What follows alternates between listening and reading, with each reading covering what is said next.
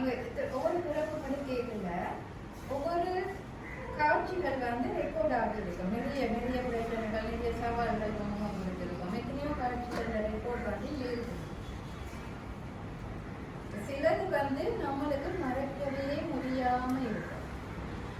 சின்ன வயசுல ஒரு நடந்த ஒரு சம்பவமா இருக்கலாம், மனசை ரொம்ப பாதிக்க சம்பவம் இருக்குன்னா நேரத்துல மறக்க மாட்டாங்க. எத்தனை வருஷமானாலும் மறக்க மாட்டாங்க.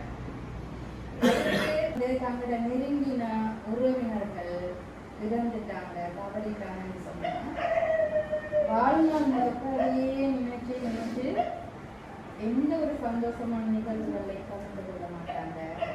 பார்த்துக்கிறீங்களா? அப்படியா உறவுகளா இருக்கலாம். அதால பாதிக்கப்பட்டு அதிலேயே அவங்க வாழ்க்கை வந்து போயிடும். நினைச்சு நினைச்சு வேதனைப்பட்டுட்டே இருப்பாங்க. இதில் என்ன சொல்ல வரணும்னு சொன்னா, இப்போ நாங்கள் பாஸ்ட்டை நினைச்சு கடந்த காலத்தை நினைச்சு இப்போ நடிகர்கள் வந்து ஒரு காட்சியில நடிச்சுட்டாங்க. நடிச்ச காட்சியை பற்றி திரும்பி நினைக்க மாட்டேன்னு தானே, அடுத்து வர்ற காட்சியை பற்றி அதுல நல்லா நடிக்கணும் அப்படித்தானே நினைக்கணும். அப்படி ஒவ்வொரு காட்சியும் நாங்கள் ஏற்கனவே நடிச்சு முடிச்ச காட்சியை பற்றி நம்ம திருப்பி நினைச்சு அதை பற்றி பெருசாக இது பண்ண தேவையில்லை. நான் அஃப்கோர்ஸ் நம்ம படிச்ச என்ன உடம்பு இயங்குது மூளை மூலமாண்டு. ஆனா நாங்க இறந்த பிறகும் உடம்பு இருக்கு, என்ன இந்த மூளை இருக்குதானே, அப்போ உடம்பு இயங்குது இல்லையே. உடம்பு அப்ப அந்த உடம்பை இயக்குற யாரோ போயிட்டாரு. என்ன அந்த இயக்குறவர் தான் ஆன்மா. இது ஒரு அந்த பௌதிகமான ஒன்னால ஆக்கப்பட்டது இல்லை. அதால விஞ்ஞானத்தால கண்டுபிடிக்கல இது. அதால அவங்க மூளைதான் எல்லாம் செய்து முடிச்சிட்டாங்க.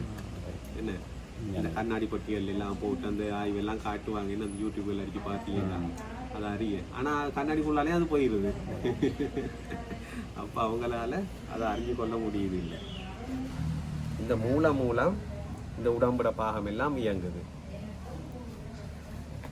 இந்த பாடம் எல்லாமே இருக்கு யூடியூப்ல. வடிவா சொல்லுவாங்க, நீங்க அதுகளை கேளுங்க பிறகு. அப்ப இந்த ஆன்மாவுல நம்மட உடம்புக்கு இருக்குது புலனங்கங்கள், கை கண் காது மூக்கு எல்லாம் இருக்குது. அதே மாதிரி ஆத்மாவிலையும் 3 உறுப்புகள் இருக்குது. என்ன? மனம், புத்தி, சம்ஸ்கார். அப்ப இந்த மனசு என்ன செய்யும்?